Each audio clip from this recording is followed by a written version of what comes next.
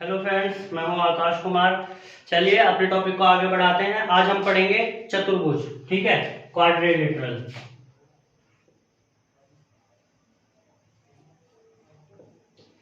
यानी क्वाड्रिलेटरल।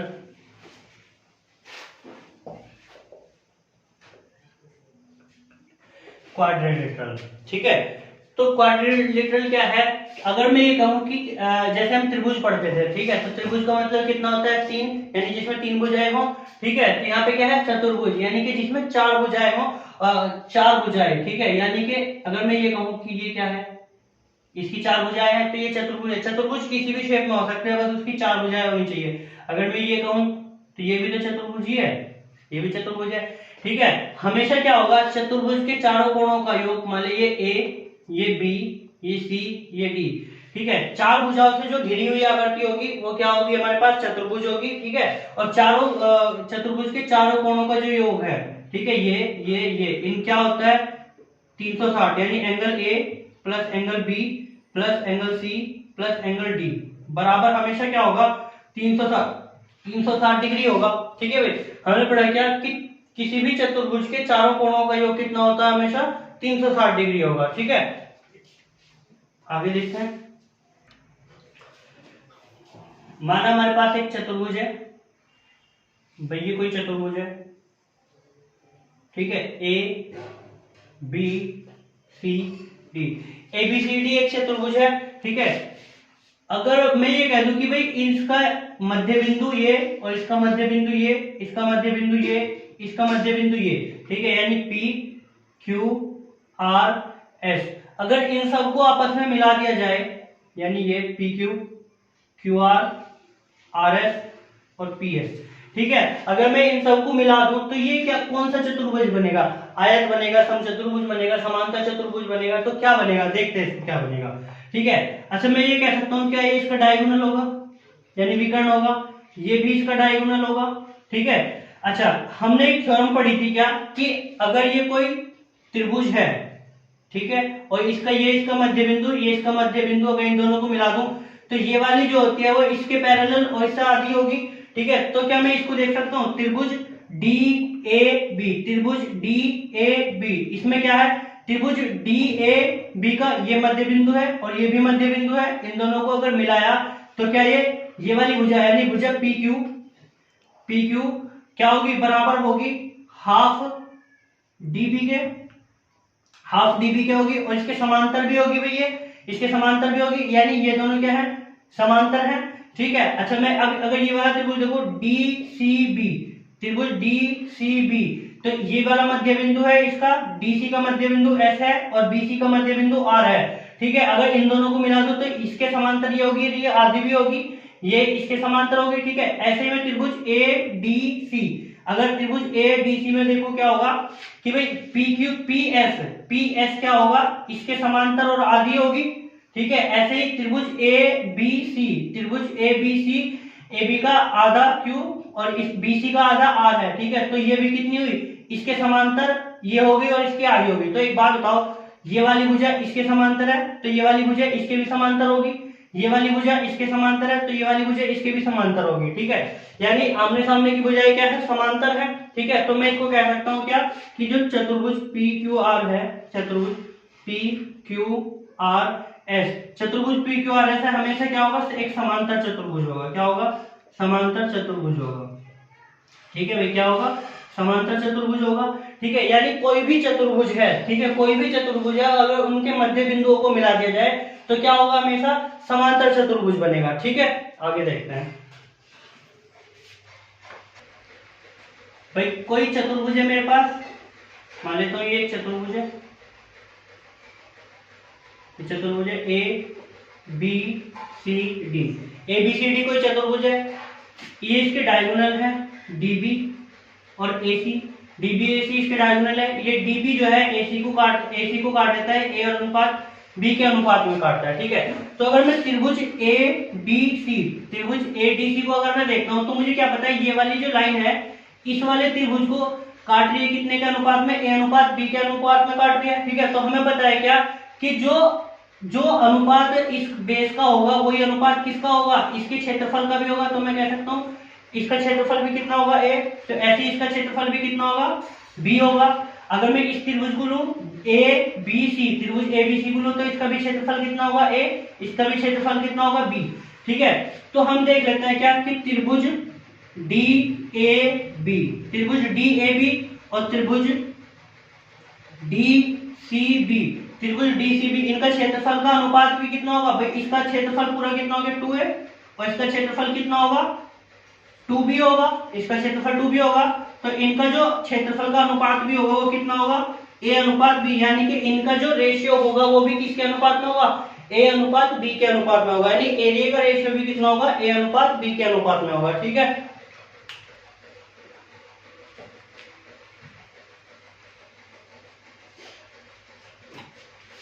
मान लेते तो भाई मेरे पास एक चतुर्भुज है, ये कोई चतुर्भुज है,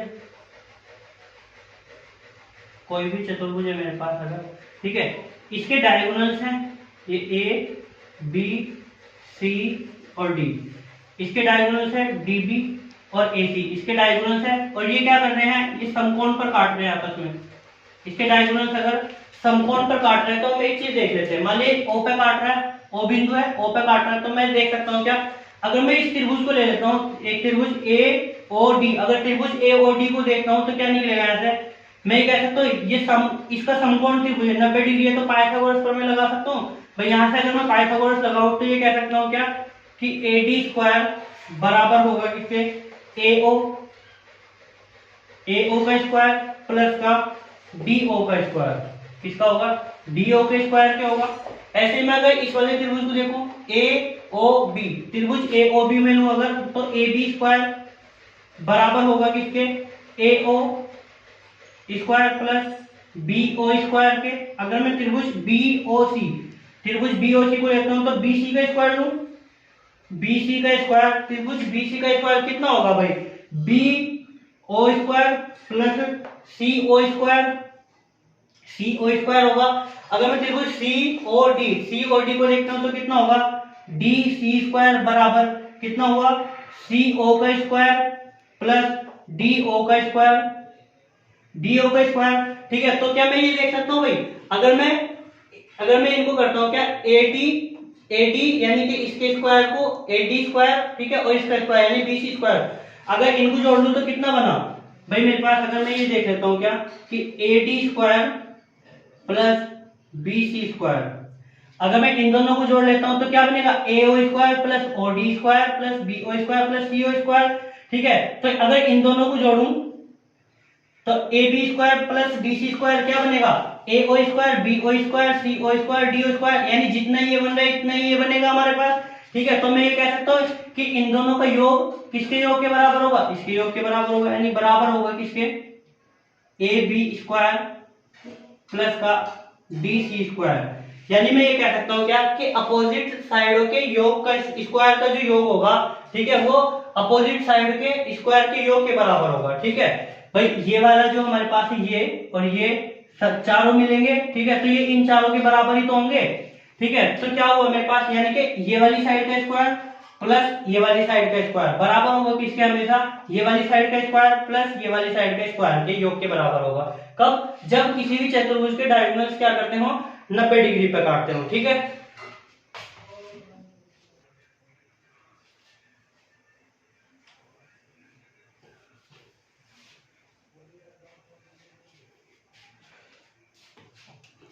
चलिए अच्छा, किसी भी चतुर्भुज, मान लिया कोई भी चतुर्भुज है, ये मेरे पास कोई भी एक चतुर्भुज है,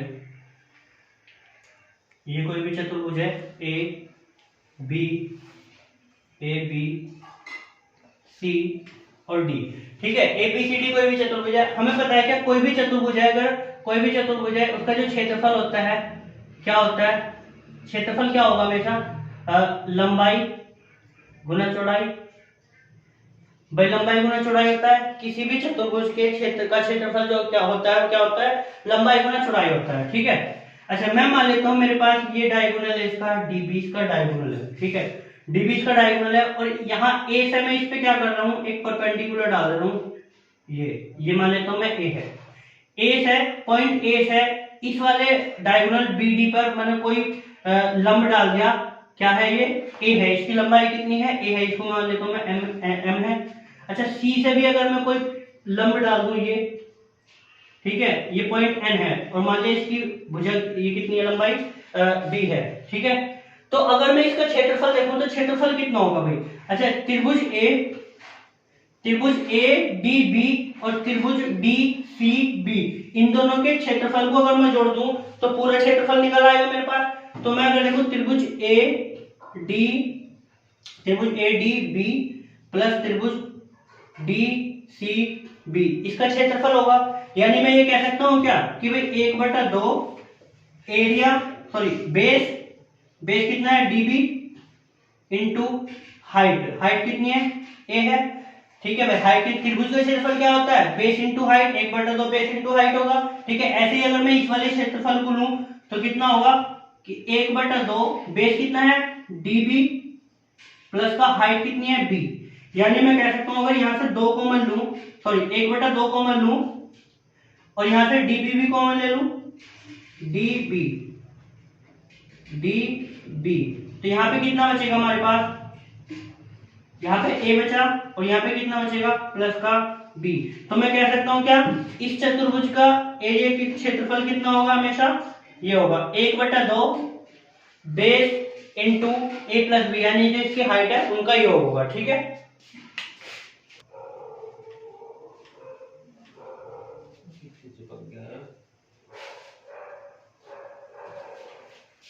मान ले तो मेरे पास कोई एक चतुर्भुज है भैया, कोई चतुर्भुज है A B C D, A B C D कोई चतुर्भुज है, ठीक है। अच्छा इसका एंगल बाइसेक्टर और इसका एंगल बाइसेक्टर यानी समद्विभाजक ये और ये इसका एंगल बाइसेक्टर है, ठीक है। और ये कोण मेरे पास थीटा है। तो हम देखते हैं कि भाई थीटा कितना होगा, कि ये वाला जो थीटा है कितना होगा। तो हमें पता है क्या कि किसी भी चतुर्भुज के चारों कोणों का योग कितना होता है भाई। अगर मैं देखूं A plus B angle A plus angle B plus angle C plus angle D बराबर कितना होगा 360 होगा, 360 होगा। अच्छा ये एंगल बाइसेक्टर है तो ये b/2 और ये कितना होगा c/2, क्योंकि दोनों क्या है एंगल बाइसेक्टर है, ठीक है। तो किसी भी त्रिभुज के तीनों कोणों का योग कितना होगा 180 होगा। तो मैं यहाँ कह सकता हूँ क्या कि b plus C angle b/2 plus angle c/2 plus का ये थीटा बराबर कितना होगा 180 डिग्री होगा भाई, ये 180 डिग्री के बराबर होगा। अच्छा अगर मैं इनको 2 से डिवाइड कर दूं तो ये कितना होगा, ये हाफ हो जाएंगे सारे भाई। अगर 2 से डिवाइड कर देंगे तो ये कितना होगा मेरे पास आया क्या यहाँ से angle a/2 plus angle b/2 plus angle c/2 plus angle d/2 बराबर 180 डिग्री होगा। अच्छा ये वाला भी तो मेरे पास 180 के बराबर है। तो क्या मैं इसकी जगह वो ये रख सकता हूँ b/2 plus c/2 plus theta. तो मैं इस 180 की जगह ये रख दे रहा हूँ कितना angle b/2 plus angle c/2 plus theta, ये रख दूं भाई। तो ये कट गया b/2 से b/2 और c/2 से c/2 कट गया। क्या मैं ये कह सकता हूँ कि थीटा जो बराबर होगा angle a/2 plus angle d/2 के बराबर होगा, ठीक है। यानी ये वाला जो थीटा होगा वो क्या होगा इन दोनों यानी जो अपोजिट एंगल है मेरे पास इन दोनों के आधे के योग के बराबर होगा, ठीक है। मतलब इन दोनों के जो योग होगा उसके आधे के बराबर होगा, ठीक है।